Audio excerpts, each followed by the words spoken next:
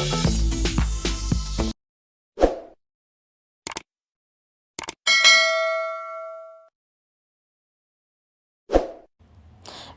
guys, welcome back to my YouTube channel. I hope ನಿಮ್ಗೆ already ಗೊತ್ತಾಗ್ಬಿಟ್ಟಿದೆ, ತಂಬ್ಲೈನಲ್ಲಿ ನೋಡಿಬಿಟ್ಟಿರ್ತೀರಾ ಇದು ಯಾವುದ್ರ video ಅಂತ. ಸೊ ಹೌದು, ನಾವು ಇವತ್ತು ಹೋಗ್ತಾ ಇರೋದು ಆಂಧ್ರ ಪ್ರದೇಶಕ್ಕೆ ಹೋಗ್ತಾ ಇದ್ದೀವಿ. ಸೊ ನಮ್ಮ ಜರ್ನಿನ ಸ್ಟಾರ್ಟ್ ಮಾಡಿದ್ದು ಮಾರ್ನಿಂಗ್ 4:30ಇಂದ. ಸೊ 4:30ಗೆ ಬೆಂಗಳೂರನ್ನ ಬಿಟ್ವಿ. ನಾನಂತೂ ಮಲ್ಕೊಂಡ್ಬಿಟ್ಟಿದ್ದೆ.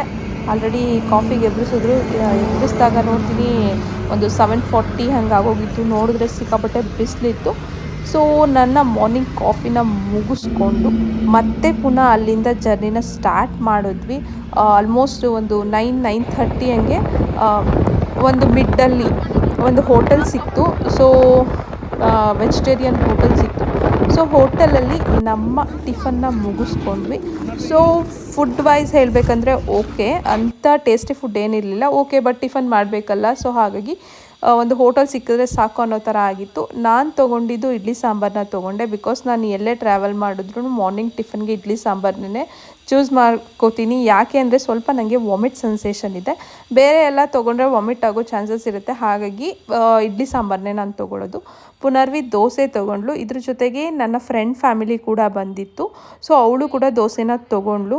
ಬಿಕಾಸ್ ಅವಳಿಗೆ ಪಾಪು ಇತ್ತು. ಹಾಗಾಗಿ ಪಾಪು ದೋಸೆ ತಿಂತಾಳೆ ಅಂತ ಹೇಳಿಬಿಟ್ಟು ದೋಸೆನ ತೊಗೊಂಡ್ಳು. ಸೊ ನಮ್ಮದು ಟಿಫನ್ನ ಮುಗಿಸ್ಕೊಂಡು ಮತ್ತೆ ನಮ್ಮ ಪಯಣ ಕಂಟಿನ್ಯೂ ಆಯಿತು.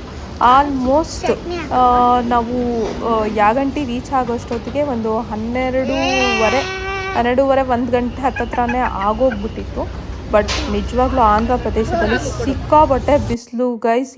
ನಾವಿನ್ನೂ ಆಂಧ್ರ ಪ್ರದೇಶನೇ ತಲುಪಿಲ್ಲ, ಬಾರ್ಡರಲ್ಲಿದ್ವಿ. ಆವಾಗಲೇ ಇಷ್ಟೊಂದು ಬಿಸಿಲು ಸಾಕಾಗೋಯ್ತು. ನನಗೆ ಫೈನಲಿ ಗೊತ್ತಾಗಿದೆ ಅಂದರೆ ನಮ್ಮ ಕರ್ನಾಟಕ, ಅದರಲ್ಲೂ ನಮ್ಮ ಬೆಂಗಳೂರೇ ಬೆಸ್ಟು ಅಂತ. ಸೊ ಕಂಪ್ಲೀಟ್ ವಿಡಿಯೋನ ನೋಡಿ, ಫುಲ್ ಇನ್ಫಾರ್ಮೇಷನ್ ನಿಮಗೆ ಸಿಗುತ್ತೆ.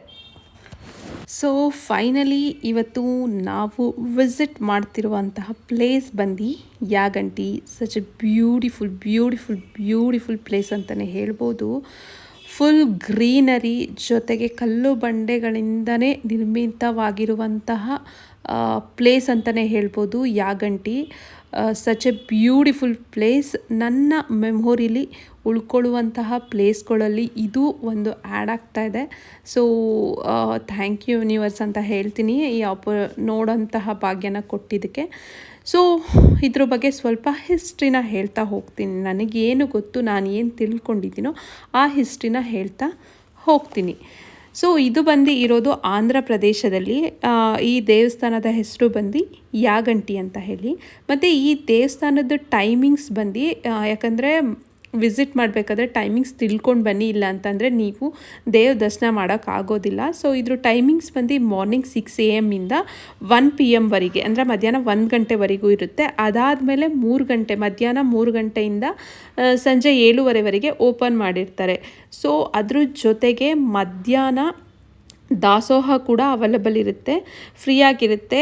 ಊಟ ಅಂತೂ ತುಂಬಾ ರುಚಿಯಾಗಿತ್ತು, ತುಂಬಾ ಟೇಸ್ಟಿಯಾಗಿತ್ತು, ತುಂಬಾ ಇಷ್ಟ ಆಯಿತು. ಮತ್ತು ಮೇಯ್ನಾಗಿ ಯಾಗಂಟಿ ಬಂದು ಪ್ರಸಿದ್ಧಿಯಾಗಿರೋಂಥ ಪ್ಲೇಸು ಏನಕ್ಕೋಸ್ಕರ ಅಂತಂದರೆ ಇಲ್ಲಿ ನಮ್ಮ ಫೇವ್ರೆಟ್ ದೇವರು ಅಂದರೆ ಲಾರ್ಡ್ ಶಿವ ಸ್ಥಾಪನೆ ಮಾಡಿದ್ದಾರೆ.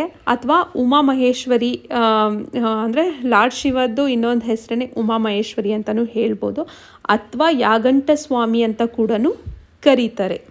ಸೊ ಈ ದೇವಸ್ಥಾನ ಸರಿಸುಮಾರು ಒಂದು 15ನೇ ಶತಮಾನದಲ್ಲಿ ಇದನ್ನು ನಿರ್ಮಿಸಿರೋದು ಅಂತ ನಮ್ಮ ಪುರಾವೆಗಳು ಹೇಳುತ್ತೆ. ಸೊ ಇದನ್ನು ಬಂದು ವಿಜಯನಗರದ ಸಾಮ್ರಾಜ್ಯದ ರಾಜವಂಶರಾದ ರಾಜ ಹರಿಹರ ಬುಕ್ಕರಾಯರು ನಿರ್ಮಿಸಿರೋದು. ಎಷ್ಟು ಚೆನ್ನಾಗಿ ಏನು ಸಕ್ಕದಾಗಿ ನಿರ್ಮಿಸಿದ್ದಾರೆ ಅಂತಂದರೆ ಅದನ್ನು ಹೋಗಿ ಒಂದ್ಸತಿ ನೋಡಿದ್ರಷ್ಟೇ ನಾವು ಆ ಖುಷಿನ ಅನುಭವಿಸೋಕ್ಕಾಗೋದು. ಸಚ್ ಎ ಬ್ಯೂಟಿಫುಲ್ ಪ್ಲೇಸ್ ಅಂತಲೇ ಹೇಳ್ಬೋದು. ಮತ್ತು ಮೇಯ್ನಾಗಿ ಇದನ್ನು ವೈಷ್ಣವ ಸಂಪ್ರದಾಯದ ಪ್ರಕಾರ ನಿರ್ಮಿಸಿದ್ದಾರೆ. ಸೊ ಇದಕ್ಕೆ ಸ್ವಲ್ಪ ಹಿಸ್ಟ್ರಿ ಕೂಡ ಇದೆ. ಇದರಲ್ಲಿ 3 ಗುಹೆಗಳಿವೆ. ಫಸ್ಟ್ ಬಂತು ಅಗಸ್ತ್ಯ ಗುಹೆ, ಸೆಕೆಂಡ್ ಬಂತು ವೆಂಕಟೇಶ್ವರ ಗುಹೆ, ಮತ್ತು 3ನೇದು ವೀರಬ್ರಹ್ಮ ಗುಹೆ. ಅಗಸ್ತ್ಯ ಗುಹೆ ಅಗಸ್ತ್ಯ ಗುಹೆ ಬಂದು ನಾವು ನೋಡೋಕ್ಕಾಗಲಿಲ್ಲ, ಯಾಕಂದರೆ 2 ಗುಹೆ ಆಲ್ರೆಡಿ ಕ್ಲೋಸ್ ಆಗಿಬಿಟ್ಟಿತ್ತು. ನಾವು ಹೋಗೋಷ್ಟೊತ್ತಿಗೆ 1 o'clock ಆಗಿತ್ತು. ಸೊ ಹಾಗಾಗಿ 2 ಗುಹೆ ಕ್ಲೋಸ್ ಆಗಿತ್ತು, ನೋಡೋಕ್ಕಾಗಲಿಲ್ಲ. ಒಂದನ್ನೇ ನಾವು ನೋಡಿದ್ದು, ಅದು ಬಂದು ವೀರಬ್ರಹ್ಮ ಗುಹೆ. ಅದನ್ನು ನಾನು ವಿಡಿಯೋದಲ್ಲಿ ನಿಮಗೆ ತೋರಿಸ್ತಾ ಇದ್ದೀನಿ. ಸೊ ಅಗಸ್ತ್ಯ ಗುಹೆ ಅಂತಂದರೆ ಅಗಸ್ತ್ಯ ಮಹರ್ಷಿಗಳು ಶಿವನನ್ನು ಕುರಿತು ತಪಸ್ಸು ಮಾಡಿದ್ದು ಆ ಗುಹೆಯಲ್ಲಿ, ಹಾಗಾಗಿ ಅಗಸ್ತ್ಯ ಗುಹೆ ಅಂತ ಬರುತ್ತೆ. ವೆಂಕಟೇಶ್ವರ ಗುಹೆಯಲ್ಲಿ ಅಂದರೆ ಫಸ್ಟು ಈ ದೇವಸ್ಥಾನಕ್ಕೆ ವೆಂಕಟೇಶ್ವರ ಮೂರ್ತಿನ ಪ್ರತಿಷ್ಠಾಪನೆ ಮಾಡಬೇಕು ಅನ್ನೋದು ಆ ಶಿಲ್ಪಿ ತಲೆಯಲ್ಲಿತ್ತಂತೆ. ಆ ದೇವರ ಮೂರ್ತಿಯನ್ನೇ ಪ್ರತಿಷ್ಠಾಪನೆ ಮಾಡಬೇಕು ಅಂತ ಹೇಳಿ ಕೆತ್ತನೆ ಎಲ್ಲ ರೆಡಿ ಮಾಡ್ಕೊಂಡಿದ್ದಾರೆ. ಬಟ್ ಒಂದು ಏನೋ ಲೋಪದೋಷಗಳು ಆಗಿ ದೇವ್ರದ್ದು ಕಾಲು ಬೆರಳು ಏನೋ ಲೋಪ ಆಯ್ತಂತೆ. ಹಾಗಾಗಿ ಆ ವೆಂಕಟೇಶ್ವರ ಮೂರ್ತಿನ ಪ್ರತಿಷ್ಠಾಪನೆ ಮಾಡೋಕ್ಕಾಗಲಿಲ್ಲ. ಆ ಮೂರ್ತಿ ಇವಾಗಲೂ ಆ ಗುಹೆಯಲ್ಲಿ ಇದೆ ಅಂತ ಹೇಳ್ತಾರೆ. ಸೊ ಬಟ್ ನಮಗೆ ನೋಡೋ ಭಾಗ್ಯ ಸಿಗಲಿಲ್ಲ. ಸೊ ಓಕೆ, ನೆಕ್ಸ್ಟ್ ಟೈಮ್ ಹೋದಾಗ ಖಂಡಿತ ಅದನ್ನು ನಾನು ನೋಡಿನೇ ಬರೋದು. ಅದಾದಮೇಲೆ ವೀರಬ್ರಹ್ಮ ಗುಹೆ, ಇವಾಗ ನಾನು ಏನು ತೋರಿಸ್ತಾ ಇದ್ದೀನಿ ಇದನ್ನೇ ವೀರಬ್ರಹ್ಮ ಗುಹೆ ಹೇಳೋದು. ಇದನ್ನು ಸಂತ ಶ್ರೀ ಮಧ್ವರಾಟ್ ಪೋತುಲೂರಿ ವೀರಬ್ರಹ್ಮೇಂದ್ರ ಸ್ವಾಮಿಗಳು ಸ್ವಲ್ಪ ತಮ್ಮ ಕೆಲವು ಅಂದರೆ ತುಂಬಾ ತಾಳೆಗರಿ ಭವಿಷ್ಯ ಎಲ್ಲ ಬರೀತಿದ್ರಲ್ವ ಆವಾಗ ಸನಾತನ ಮಹರ್ಷಿಗಳೆಲ್ಲ. ಸೊ ಅದನ್ನು ಬರೆದಿರೋದು ಅಂತ ಹೇಳ್ತಾರೆ. ಈ ಗುಹೆಯಲ್ಲಿ ಎಲ್ಲ ಕೂತ್ಕೊಂಡು ಭವಿಷ್ಯನ ಬರೆದಿದ್ದಾರಂತೆ. ಮತ್ತು ಇದ್ರದ್ದು ಇನ್ನೊಂದು ವಿಶೇಷ ಏನು ಅಂತಂದರೆ ಇದರ ಎತ್ತರ ತುಂಬಾ ಕಡಿಮೆ ಇರುತ್ತೆ. ಆಲ್ಮೋಸ್ಟು ನಮ್ಮ ಬಾಡಿನ ಅರ್ಧ ಬೆಂಡ್ ಮಾಡಿನೇ ಆ ಗುಹೆ ಒಳಗಡೆ ಪ್ರವೇಶನ ಮಾಡೋಕ್ಕಾಗೋದು, ಇಲ್ಲ ಅಂತಂದರೆ ಆಗಲ್ಲ. ಇವಾಗಲೂ ಆ ಗುಹೆ ಒಳಗಡೆ ನಾವು ಹೋಗಿ ನೋಡಿದಾಗ ಒಂದು ಲಿಂಗು ಇತ್ತು, ಲಿಂಗನ ಪ್ರತಿಷ್ಠಾಪನೆ ಮಾಡಿದರು. ಲಿಂಗು ಜೊತೆಗೆ ನಾವು ಹಾಲನ್ನ ಕೊಡ್ತಾಯಿದ್ರು. ಅಲ್ಲಿ ಏನು 10 ಅಥವಾ 20 ರೂಪೀಸ್ ಏನೋ ಕೊಟ್ಟರೆ ಆ ಲಿಂಗು ಮೇಲೆ ಹಾಲನ್ನ ಹಾಕೋಂಥ ಭಾಗ್ಯ ಸಿಗುತ್ತೆ. ಸೊ ಅದಾದಮೇಲೆ ಒಂದು 2-3 ಜನ ಮಹರ್ಷಿಗಳು ಅಲ್ಲೇ ಇದ್ದರು. ಇವನ್ ಅಲ್ಲೇ ಚಾಪೆ ಹಾಕ್ಕೊಂಡು ದಿಂಬು ಹಾಕ್ಕೊಂಡು ಮತ್ತು ಅಡುಗೆ ಮಾಡೋಕ್ಕೆ ಎಲ್ಲ ಪ್ರತಿಯೊಂದು ಅಲ್ಲೇ ಇಟ್ಕೊಂಡು ಆ ಗುಹೆ ಒಳಗಡೆನೇ ಇದ್ದರು. ನೋಡೋಕೆ ಒಂಥರ ಖುಷಿ ಆಯಿತು. ಸೊ ಇದಾದಮೇಲೆ ಬಂದ ಮೇಲೆ ಸ್ವಲ್ಪ ನಂಬಿಕೆಗಳಿದೆ. ಈ ದೇವಸ್ಥಾನದಲ್ಲಿ ಒಂದು ನಂಬಿಕೆ ಇದೆ. ಏನು ನಂಬಿಕೆ ಅಂತಂದರೆ ಬೆಳೆಯುತ್ತಿರುವ ನಂದಿ, ಆಲ್ರೆಡಿ ನಾನು ವಿಡಿಯೋದಲ್ಲಿ ತೋರಿಸಿದ್ದೀನಿ ನಿಮಗೆ, ನಂದಿ ಇದು ಫೋಟೋನ ತೋರಿಸ್ತೀನಿ ನಾನು. ಸೊ ಆ ನಂದಿ ಇವಾಗ್ಲೂ ಬೆಳೀತಾ ಇದೆಯಂತೆ. ಸೈಂಟಿಫಿಕ್ಕಾಗಿ ಏನು ಹೇಳ್ತಾರೆ ಅಂತಂದರೆ ಆ ನಂದಿ ಮೂರ್ತಿನ ಕೆತ್ತನೆ ಮಾಡಿದಾಗ ಕಲ್ಲು, ಆ ಬಂಡೆ ಏನಿದೆ ಅದು ಅದರಲ್ಲಿ ಬೆಳೆಯುವಂತಹ ಶಕ್ತಿ ಇದೆ. ಹಾಗಾಗಿ ಆ ಬಂಡೆ ಬೆಳೀತಿದೆ ಅನ್ನೋದು ಸೈಂಟಿಫಿಕ್ ಪ್ರೂಫು. ಬಟ್ ನಮ್ಮ ನಂಬಿಕೆ ಪ್ರಕಾರ ನಂದಿ ಇನ್ನೂ ಬೆಳೀತಾ ಇದೆ ಅನ್ನೋದು ಒಂದು ಪುರಾವೆ ಇದೆ. ಅದಾದಮೇಲೆ ಇನ್ನೊಂದು ಏನು ಅಂತಂದರೆ ಕಾಗೆಗಳು ಈ ದೇವಸ್ಥಾನದಲ್ಲಿ ಎಂದಿಗೂ ಕಾಣಿಸ್ಕೊಳ್ಳೋದಿಲ್ಲ. ನಿಜವಾಗ್ಲೂ ಇದನ್ನ ನಾವು ಚೆಕ್ ಮಾಡಿದ್ವಿ, ಒಂದು ಕಾಗೆ ಕೂಡ ಇರಲಿಲ್ಲ. ಕೆಲವೊಂದು ವಿಚಾರಗಳನ್ನ ನಿಮ್ಮ ಮುಂದೆ ನಾನು ಹಂಚ್ಕೊಂಡಿದ್ದೀನಿ. ಸೊ ಇದಾದ್ಮೇಲೆ ಪುಷ್ಕರಣಿ, ನಾನು ನಿಮಗೆ ತೋರಿಸ್ತಿರುವಂತಹ ಪುಷ್ಕರಣಿ ನೀವು ನೋಡ್ತಾ ಇದ್ದೀರಲ್ಲ, ಕಾಗೆಗಳು ನಮ್ಗೆ ಅದ್ಭುತವಾಗಿತ್ತು ಪುಷ್ಕರಣಿ. ಇಲ್ಲಿ ಎಲ್ಲರೂ ಸ್ನಾನ ಮಾಡ್ತಾರೆ. ಯಾಕೆ ಅಂದ್ರೆ ಪುಷ್ಕರಣಿಯ ಪವಿತ್ರ ಸ್ಥಾನ ಸೂಕ್ತವಾಗಿದೆ ಅಂತ ಹಲವಾರು ಜನ ಹೇಳ್ತಾರಂತೆ. ಸೊ ತುಂಬ ಜನ ಇಲ್ಲಿ ನೀವು ನೋಡ್ತಾ ಇರ್ಬೋದು ವಿಡಿಯೋದಲ್ಲಿ ಸ್ನಾನ ಮಾಡ್ತಾಯಿದ್ರು. ಆ ನೀರಂತೂ ತುಂಬಾ ಪ್ಯೂರ್ ಆಗಿತ್ತು. ಸೊ ಈ ನೀರು ಪ್ರತಿ ವರ್ಷವೂ ಹೀಗೆ ಇರುತ್ತಂತೆ. ಎಲ್ಲಿಂದ ಬರುತ್ತೆ ಅನ್ನೋದು ಇದುವರೆಗೂ ಗೊತ್ತಿಲ್ಲ ಅನ್ನೋ ಹಿಸ್ಟ್ರಿ ಇದೆ. ಬಟ್ ಇಲ್ಲಿ ಯಾವಾಗಲೂ ನೀರು ಕಡಿಮೆ ಆಗಲ್ವಂತೆ.